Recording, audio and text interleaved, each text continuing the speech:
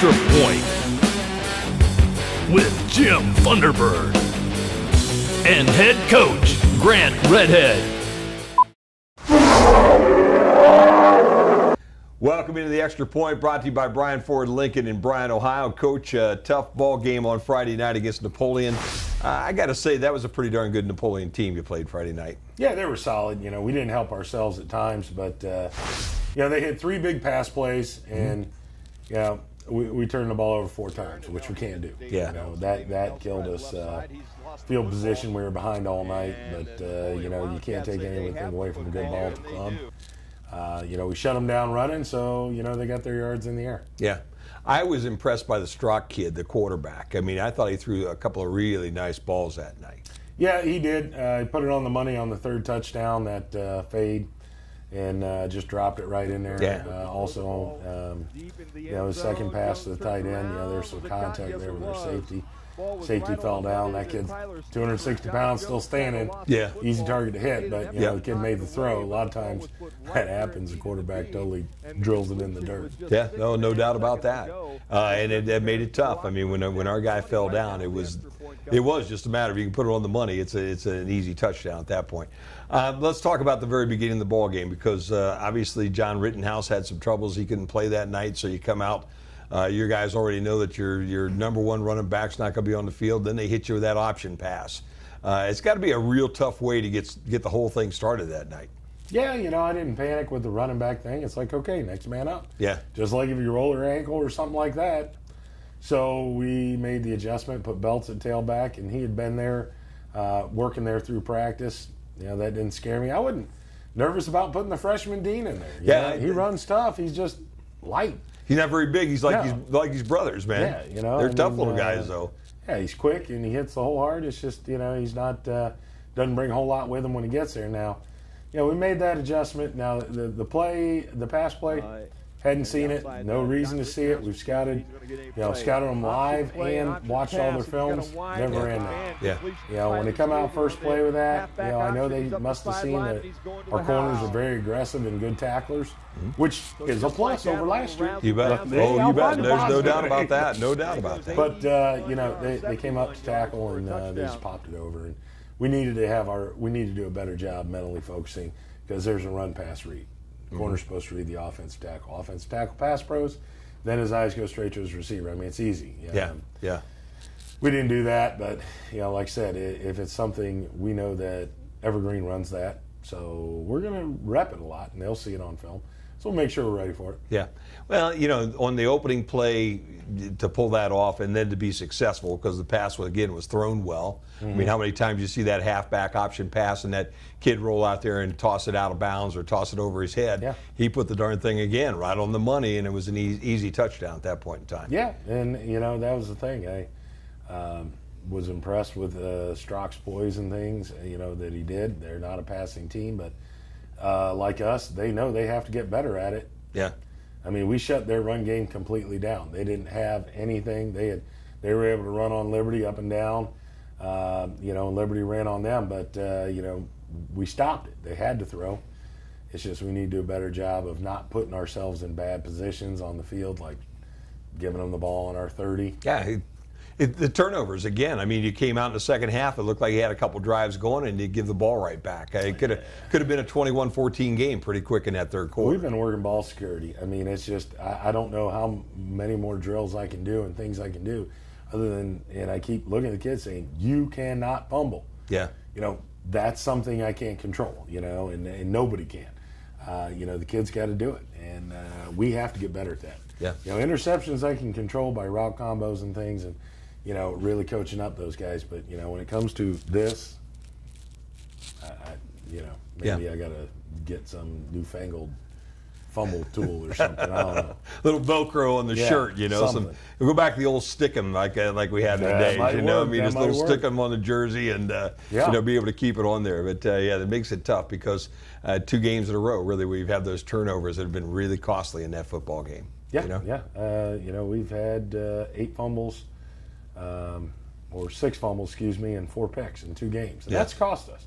That's 2 losses right there. It you is. know, you tell the kids, you tell them, And, they've got to wake up and get it. And we've got to put them in a position to where, they're not getting hit 2 and 3 times. We got to open the hole better, do things. It's just, we've been snake bit, and, thank God we're finally getting out of the physical part of our schedule for a little bit. We get a little breathing room. Evergreen's not bad, but they're more finesse and touch instead of, just big and physical like Anthony Wayne, Van Wert, Tip and Columbian and Napoleon. I mean, like I said, I'm glad that this schedule is gone because you could play those people, but it's hard playing them all in a row. Yeah, it is. You got Zach Nobis a couple of reps the other night. Obviously, rusty, trying to get his legs back under him and everything. But did you feel good at least about getting him back in the ball game Friday? Yeah, with Zach being back, it helps because he can play quarterback. Drew can play quarterback, but Drew can play other positions too, and we're hurting it some. So, we're going to start repping him in a couple different places. And, like I said, he's going to be on the field somewhere, starting guaranteed, because the kid's too good of a competitor not to be. But, like I said, if Zach does all right at quarterback, and then we may be able to use Drew at a receiver or running back or somewhere like that and play him on defense more. And it did seem like towards the end of the game, there were a lot of new faces in that game. I mean, you talked about the Dean kid, the Potvin kid was in there with him at fullback for a while, and it just looked. I can't tell you all the numbers, but it did seem like you had a lot of younger guys in that game. When you got down 21-0, we're in the fourth quarter. All of a sudden, there were guys that were starting to get a little of that Friday night experience at least. We have to. We get injuries. I don't know if it's concussions or if it's too hard or I don't know what it is, but kids just aren't coming out in the numbers they used to. Mm-hmm. We saw a decline in Florida before I left. Their numbers haven't ever been great here, mid-50s. That's the thing that amazes me. And when you have lower numbers like that, you have to get multiple kids ready because if one goes down, that affects 3. Mm-hmm. You got to have these guys ready so you can move one and move here and move here and move here. So, we made sure that we got some reps for our kids. When we didn't concede the game, but we weren't moving the ball any better no matter what we were doing, and defensively we were able to hold them with the younger kids in there, so I was happy about that. Yeah, no, I thought all in all the defense played pretty well that night. They really did. 3 plays and 4 turnovers. Yeah, that was the game. That was the ball game, and it really was. My old head coach in Florida is on our huddle account. He gives me his feedback every weekend, and he grades the film and looks at us, and he's always telling me, well, hey, there's good progress, night and day difference from last year. Oh, gosh, but yeah. The turnovers and, big plays, those are the 2 things that we have to limit. And, I think we can do that. Yeah. As you said, the year started tough. Now we're about ready to get into conference, and that's going to be an interesting situation. Yeah. We're going to take a time out, a break. When we come back, we'll talk about getting into NWAL play right here on Extra Point. All right, Coach, you start with Evergreen. This is going to be an interesting week. We travel. You had a couple of home games here that were, you always hate losing in front of your crowd, obviously, The Tiffin game was a good game. That one could have gone the opposite way. This Napoleon game could have gone the opposite way. Is it good, though, every now and then after a couple of losses to put them all on a bus and head someplace else? Yeah, it's whether we play here or there, we got to show up. And we got to play every snap. I don't mind, traveling. It's not that big a deal, Evergreen's pretty easy, bus ride, just up 20 and across. But I was there 3 times last year, twice for soccer for my kids, and once for soccer, once for basketball, once for the league meeting, so I know where it's at. But it's good to be getting into league play. That's the number one thing. I could care who we play, could care less where, whatever. I just playing a Northwest Ohio Athletic League team rather than all these big boys and different things, and getting back into schools that are the same. The towns are similar, the numbers are similar, everything like that. Yeah. Well, it's an interesting little stadium. I mean, you can see the Michigan border basically from Evergreen. You're about as far north as you can get, okay? Yeah. But it's a nice little spot to be out into. They lost a ton of talent from last year. They've had a rough start so far, okay? But that kind of maybe makes them even more dangerous than what you'd have, because I think your guys probably go into this ball game mentally, and I know you'll work on this thing thinking, this is a team we can beat. But any Friday night, man, if you're not in and focused and ready to go, you could be in trouble. Oh, our mental focus killed us this Friday. I mean, it shows. Yeah. You can tell when boys aren't on. I mean, we've had some of the miscues and mistakes and things. That was just kids just kind of going up, I was supposed to do that. We got to keep them on. Evergreen's dangerous because if you give them any success, they're going to be tough to beat. Yeah. If you give them that, that taste of the blood, you put blood in the water, you're in trouble. Yeah. So, the biggest thing is we just got to come out and play physical. We're much more physical than they are. But, they do they're more of a finesse team. So they do some things well, and they throw the ball, so we'll see.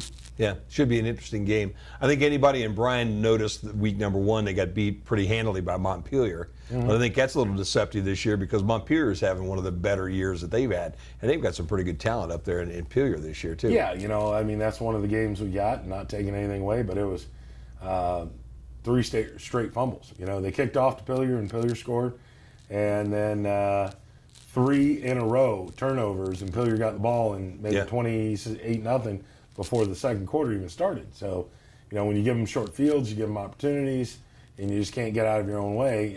It's the wheels fell off for that one, and they played Otsego a little tougher in the first game. Ottawa Hills was their third game. They at times they looked like they were doing all right, but then the breakdowns, youth. Yeah, right. They were a young football team, and kind of like we were last year. A lot of youthful mistakes and missed assignments. So yeah, you get been there, done that. Yeah, no doubt about that, and you get to do that every now and then. Every few years that does happen to you. That's Evergreen's always been a team since we've been covering them that I can never understand. Even the years when they've been loaded up with talent, they seem to have troubles being able to convert that onto the field with a lot of wins, And I always hope whenever we go up against them that luck doesn't change, okay? Right. That scenario doesn't change because generally they've got a pretty good sized bunch of kids or a bunch of big farm kids up there normally. So they've got some athletes up there. They've got some players up there. And as you said, you let down a little bit, things go the opposite way. Well, yeah, and that's anything. I mean, you got to want to win more than the other guy. Yeah. Bottom line, this game's not complicated. When you listen to your coaches, you do what they tell you to do. Play your assignments, and you want to win more than the other guy. A lot of times good things happen. Yeah.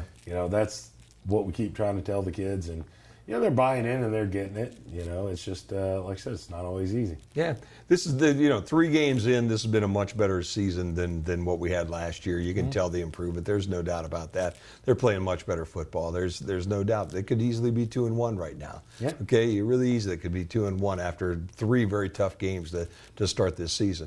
Let's talk about the conference because I think one of the biggest games maybe in the conference is coming up Friday night. You got Liberty and Patrick Henry squaring off at PH. It's probably going to tell us an awful lot about those 2 football teams and where they're at. Yeah, it should be. You got the 2 best backs in the league with Donnie Johnson and the Carpenter kid. Squaring off. We'll see. I don't know. Yeah, I know PH has got a good group of seniors. I know it was a close game last year. Inselman and Rex have been going at it for years. Yeah, so, heck yeah. We'll see if that comes right back. The first year Bill's back in the saddle at PH. I'll tell you what, I'm going to tell you something that you maybe haven't seen yet. Well, you've already saw the Liberty side, but Liberty and PH are 2 of the toughest places you're going to play for a whole lot of reasons. Okay, if there's ever been a home field advantage, those two fields normally have it. Okay, we've seen a lot of crazy things in the last 12 years going to those 2 stadiums and playing football against those guys. So it'll be interesting to see how much that has to play in this ball game. And also, I guess the other side is, basically the Liberty kids seem like they're really focused, trying to give their coach at one really good last season for him. Yeah, that could be it. There's he's got some great senior talent. Yep. And especially at the skills where he needs it. He's got a younger quarterback that throws well, big old line. Biggest thing is, with those guys is if they can stay healthy, and because they lose a kid here or there at the right position, they're in trouble. Yeah. And, we've got a little bit more numbers, but, like I said, quantity and quality and those things, those are big factors in this league, and if somebody loses a person, can they replace them? Yeah. The one I think that's that surprises me just a little bit is Wasion not being able to have gotten that first W yet. They're 0-3 going into the season. I know they lost a lot of talent last year, but I did expect that they would, and they've had a tough start, just kind of like we had. They played some good teams. But they're going into a ball game here Friday night looking for their very first win of the year. Yeah, and losing a starting quarterback in practice, to a fracture in his shoulder hurt, and, being young and then having injuries on top really poured on. I mean, sometimes, you just don't know which way is up, Sure. when things start handling. I mean, we had that last year for a couple weeks. But, you just power through it the best you can and stay the course with the message with the kids and keep coaching and eventually your luck turns. Yeah. The game that might tell us the most possibly, Archbold and Swanton, hooking this thing up, okay? I think everybody still believes that Swanton's got a lot of talent over there. And Archbold, everybody talked before the season started, hey, this is the up-and-comer. These are the kids that are coming up, the second year under their coach now, and all these guys buying in, probably the biggest numbers in the conference as far as number of kids out. Great numbers. Maybe we'll find out whether Archbold really is for real or whether, Swanton's for real even Friday night, Yeah, like I said, Swanton's, they've got the Oaks kid, they've got the Spies kid, a quarterback, big offensive lineman that's committed to BG. It's what they're going to have around them. I saw them play a smaller school, a D7 school, and, they handled them, but it wasn't steamroller, and it could have been. They play tough on offense. Defensively, they get after it pretty good, but, like I said, I like our chances better against everybody this year than I did last year. And I think, we're better and they're not quite as good. So. Yeah, no, I would agree. And I have to believe that having to deal with that Spies kid last week sets you up a little better for Oaks coming up in a couple of weeks when you got to go play those guys. Yeah, it does. The big receiver for Columbia, we shut him down. We bracketed him. Yeah. And ran a combo coverage and he couldn't get any downfield routes. So, we keep that up and don't let the 2 and 3 man beat us. We'll be all right. Yeah, should be a lot of fun. Well, Coach, I tell you what, we got to wrap this thing up. What's it going to take for a W on Friday? Not turn over the football. Okay.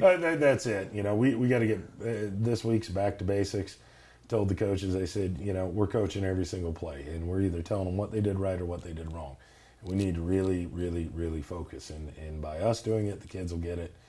And, we've been doing that, but we're not going to lay off. That's the thing. Whether you win or lose, you don't ever lay off. You just keep coaching the kids, and that way it becomes second nature to them.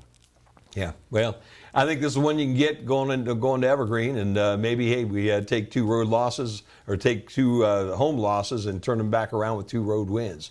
As you got back-to-back games on the road, that'd be a good way to kind of flip things around and start that conference season this year too. Yeah, we still win the conference. Nobody's played conference play, so you never know what's going to happen. You just got to throw your hat in there and do the best you can. Well, it's hard to imagine, man. We're heading into week number 4 already, and 10 weeks go just like that. It seems like they go as fast for coaches as they do for the fans.